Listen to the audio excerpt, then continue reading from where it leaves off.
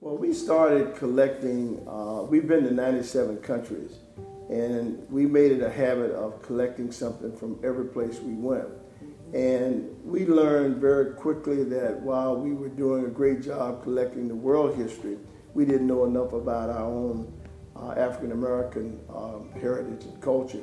And we began to tilt maybe 25, 30 years ago specifically to telling that story. Primarily in 1977 when our son Khalil was born. He was born the year of Roots, and I think when we all saw Roots on TV, we wanted to know more about who we are and where we came from, and that's exactly what happened with us. We started collecting art originally and then branched out further into African American history, wanting to tell the untold stories of our collective ancestry. And one of the things we noticed in really trying to understand our past was how little of it had been taught at all in history books. And what I learned really was that there's a concept I want to introduce to you called the myth of absence.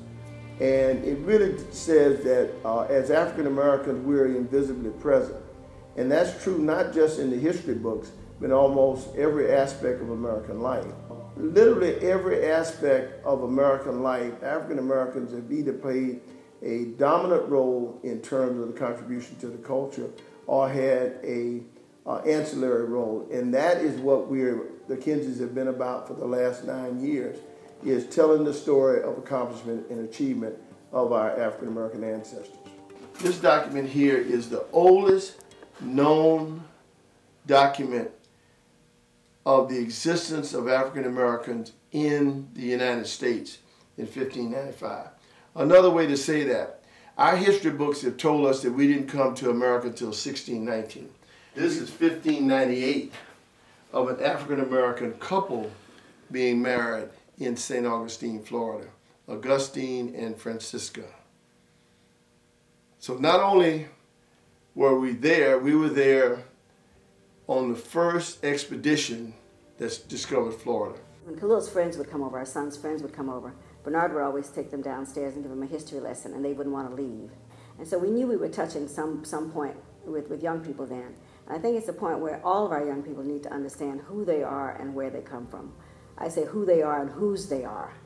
It's important that if you know where you come from and you understand the heritage and the legacy of African Americans and the contributions we've made to this country, that you begin to feel proud of that, proud of your ancestors, and then proud of yourself. And I think that translates into helping our young people understand that there are ways that they can navigate this system. What we found, the Kinsey collection has been seen by over 4 million people over the last almost 9 years, probably 600,000 or 700,000 young people. And what we find consistently is that when people understand these stories and begin to really understand how our people overcame, they change their attitudes about themselves. And it's the whole notion, if I feel better about me, you're going to feel better about me. So I think it's incumbent on everybody listening to this is to speak power to truth and truth to power, that we can do better in our communities by helping each other.